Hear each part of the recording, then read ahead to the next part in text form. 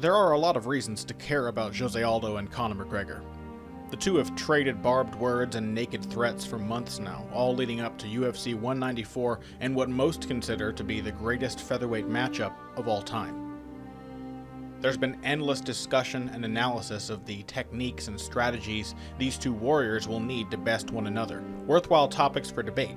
But one key factor that shapes everything about this bout, from the interviews to the fistfighting itself, has been roundly ignored. We may have overlooked the most important thing about both Conor McGregor and Jose Aldo. These guys are crazy. Conor McGregor's insanity sits close to the surface. It's almost impossible to overlook. In fact, McGregor thinks of himself as one who has sacrificed his sanity for the sake of his craft. "I'm so lost in it, I can't imagine anything else," he told the Wall Street Journal, like Vincent van Gogh. More than just bold claims and cocky hubris, however, McGregor's state of mind really shines through in the way he fights. Once a patient sniper, he's no longer content to let his opponent lead the dance, preferring to charge in headlong and lay as many punches and kicks on his prey as he can, as quickly as possible. Most fighters strive to take the aggressive impulses out of their opponents, but McGregor seems inhumanly immune to damage. Chad Mendes is the only man in the featherweight division with power comparable to McGregor's, but Conor walked through his hardest punches with a smile, somehow convincing himself not to hesitate for even a split second. McGregor's behavior is remarkable and definitely abnormal, but Jose Aldo is almost certainly a little unhinged himself. Aldo's quiet brand of madness only tends to come out when he is pushed.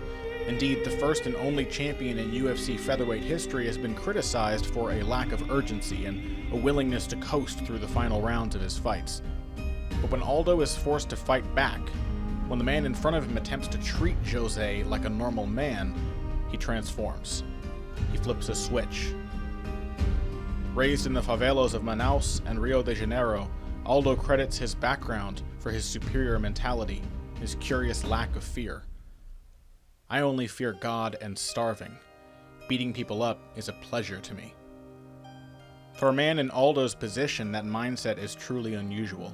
In fact, if Aldo beats McGregor, he may very well establish himself as the greatest mixed martial artist of all time, all thanks to his incredible skill and his inhuman resistance to fear. He will become one of the very few fighters in history to best the generation of elite fighters before his time, dominate his own generation of contenders, and then beat the poster boy of the new breed.